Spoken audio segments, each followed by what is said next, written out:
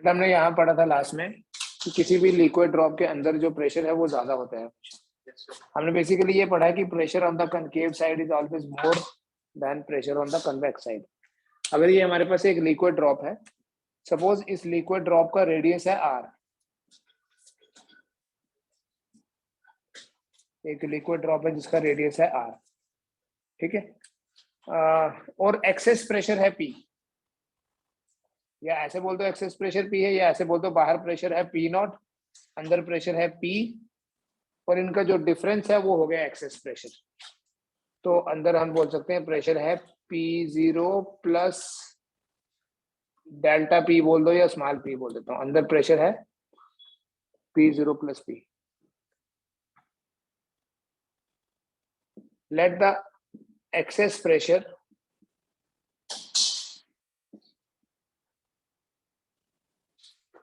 in a liquid drop is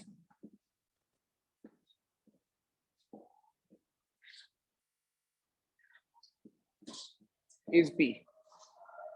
तो access pressure क्या होता है बेटा? इनसाइड और आउटसाइड जो प्रेशर हैं उनका डिफरेंस, उसे बोलते हैं हम excess pressure.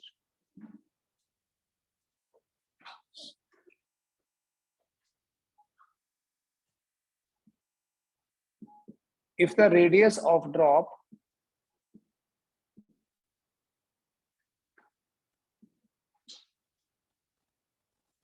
is increased by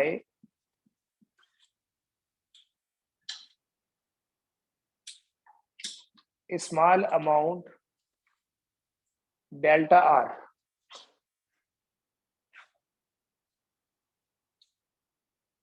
ठीक है, मान लीजिए इस एक्सेस प्रेशर के कारण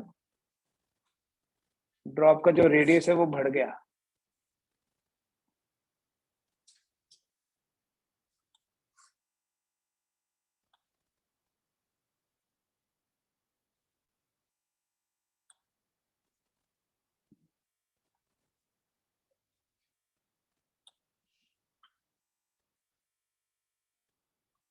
P0 प्लस P, बाहर है P0,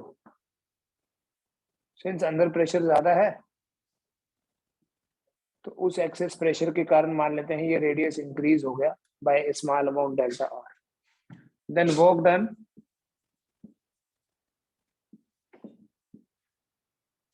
in increasing the area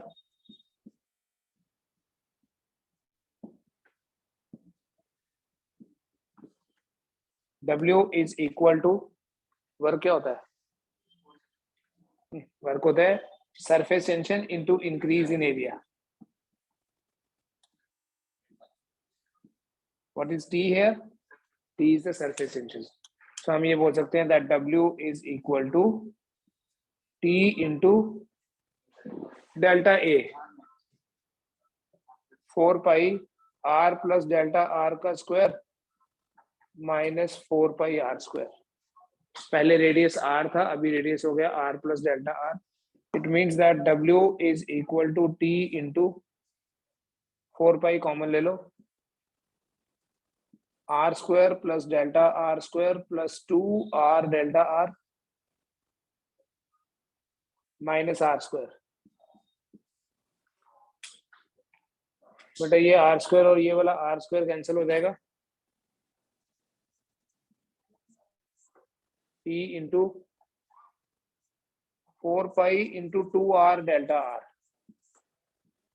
इसमें मैं डेल्टा R स्क्वायर को निगलेक्ट कर देता हूं, neglecting delta R square being small, being very small। how come it is very small? क्योंकि जो डेल्टा R है that is small, तो डेल्टा R स्क्वायर तो और छोटा ही होगा। therefore W will be equal to 4 2s are 8 pi R delta R into T। call this as equation number 1। Note कर लीजिए इसको पहले। force into distance also work W is equal to force होता है बेटा pressure into area. Excess pressure के कारण work हो रहा है ना, तो एक्सेस प्रेशर है P इंटू एरिया, कौन सा जिसके ऊपर ये प्रेशर लगा, 4 pi r square. So work is equal to P into 4 pi r square into delta r. Delta r is the distance. ये कौन सा डेफिनेशन है? Work is equal to force into displacement बोल दो चाहे. सो यहां से देखोगे तो W कितना आ जाएगा? 4 pi r square delta r into P. ये भी वर्क है, ये भी वर्क है. अगर आप इन दोनों को इक्वेट करो from 1 and 2,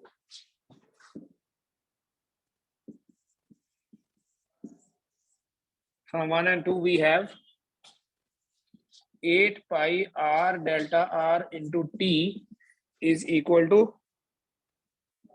4 pi r square delta r into P. ये डेल्टा r और ये डेल्टा r कैंसिल हो जाएगा, एक r भी कैंसिल हो जाएगा. 4 पाई यहाँ आ जाएगा 2, तो सॉल्व करके देखना, ये P आ जाएगा 4 2s are 8 2T by r answer आएगा सीधा.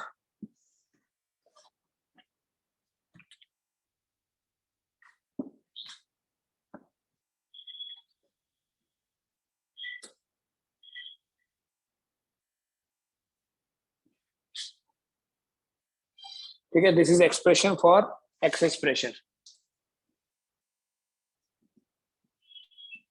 Expression for excess pressure in a liquid drop.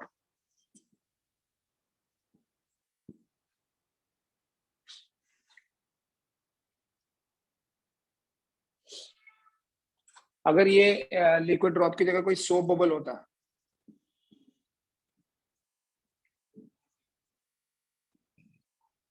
तो एक्सेस प्रेशर आपका आ जाता 4P/R.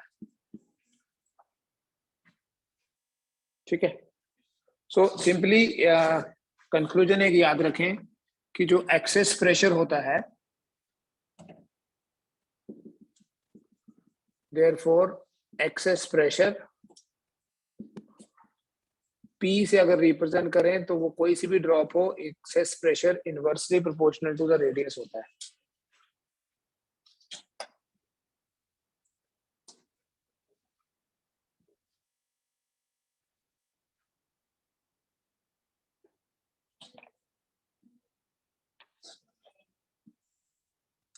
Access pressure is inversely proportional to radius. ठीक है, इसका मतलब यह हुआ कि जितनी छोटी ड्रॉप होगी उसके अंदर प्रेशर उतना ज्यादा होगा. एक सिंपल सी सिचुएशन देखिए. मान लीजिए ये एक हॉरिजॉन्टल पाइप है एंड यहाँ ये ऐसे बेंड हो गई, यहाँ एक ड्रॉप बनी, ये एक लिक्विड ड्रॉप है और एक ड्रॉप यहाँ है.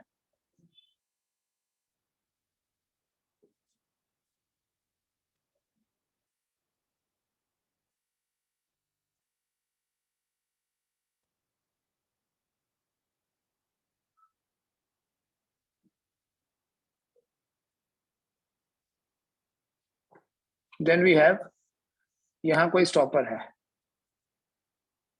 जिसकी हेल्प से हम रोक रहे हैं इसको, मतलब यहाँ से एयर को उधर भी नहीं जा रहे और वहां से इधर भी नहीं आने दे रहे.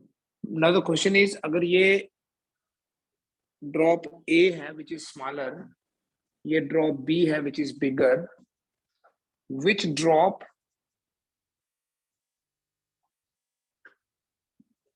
will grow at the cost of other when the stopper is opened.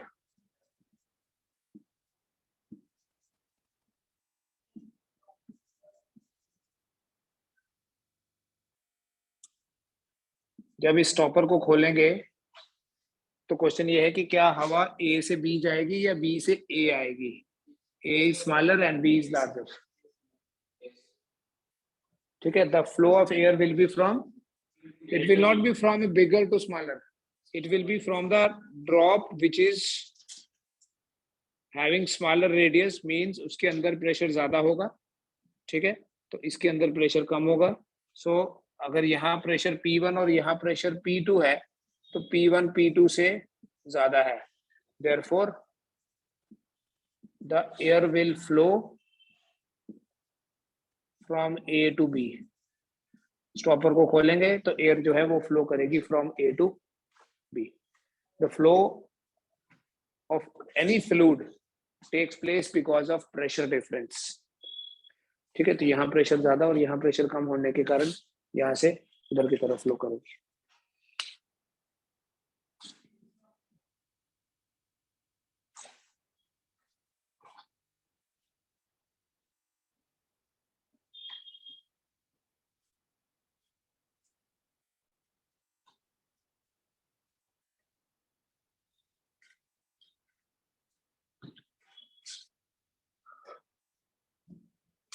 Next question है बेटा, the pressures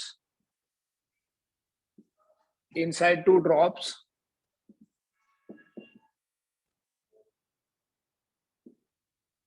are 1.2 atmospheric and 1.4 atmospheric. Compare the ratio of radii of the drops.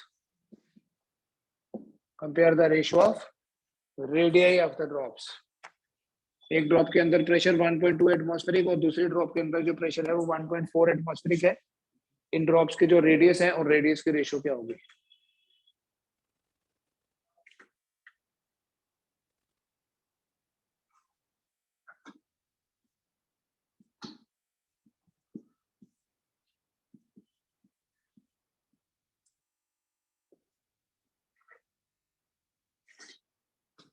करो. 1 या 7:6. इस ड्रॉप के अंदर प्रेशर जो है वो है 1.2. ये थोड़ी बोला है कि एक्सेस प्रेशर 1.2 है. The pressure inside the drops, excess pressure क्या होता है?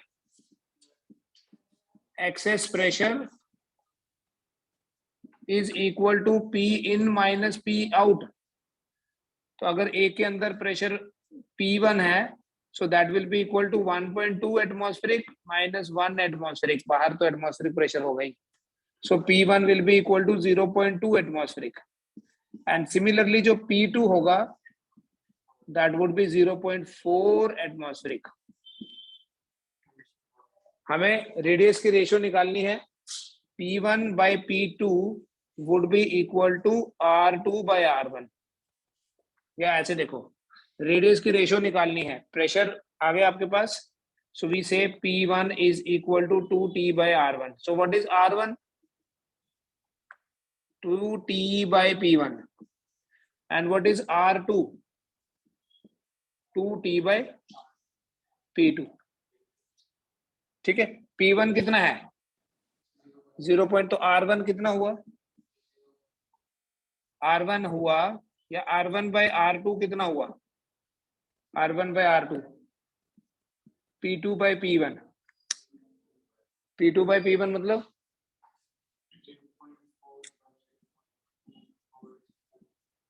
so R1 by R2 will be equal to 2:1.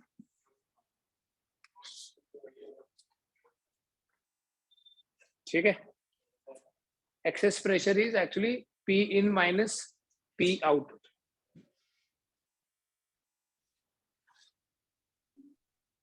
बताओ.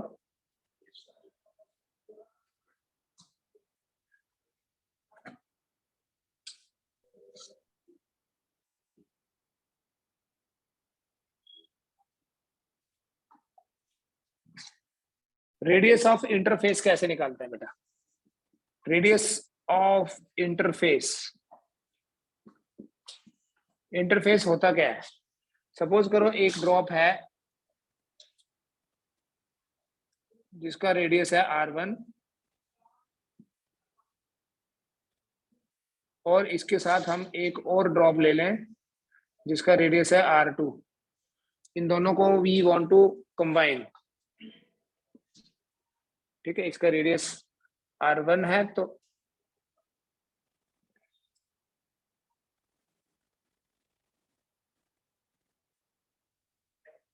ये हुआ इंटरफेस.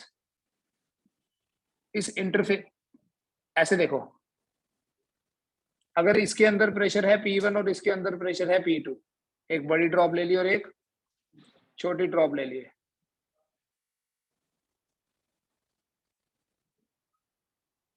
ठीक है, इसके कंपैरिजन में छोटी दिखनी भी चाहिए ना।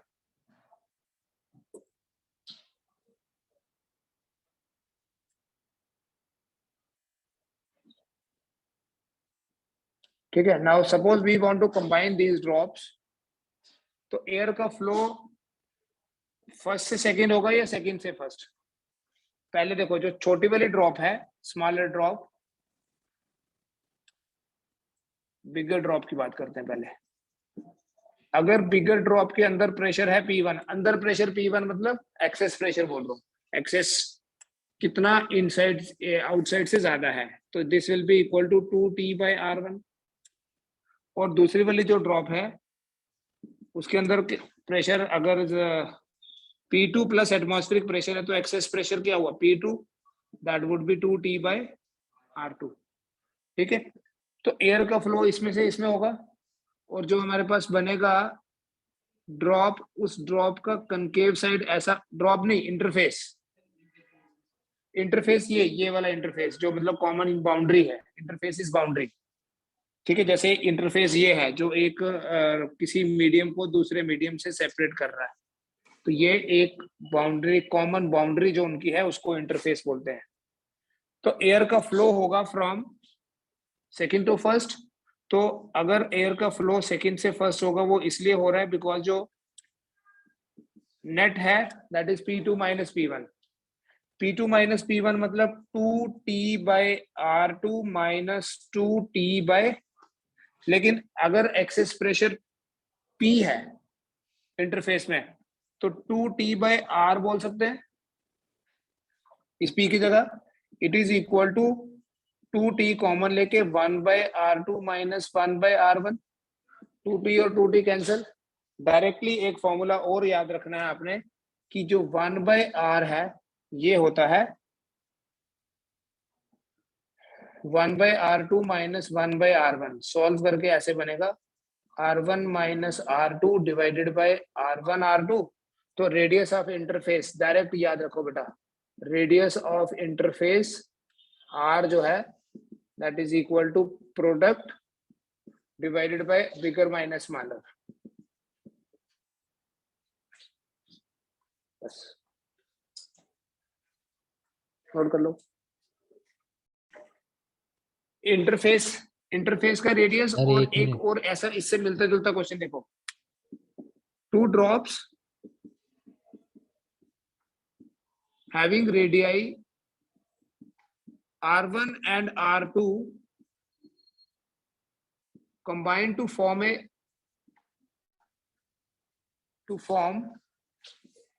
a bigger drop.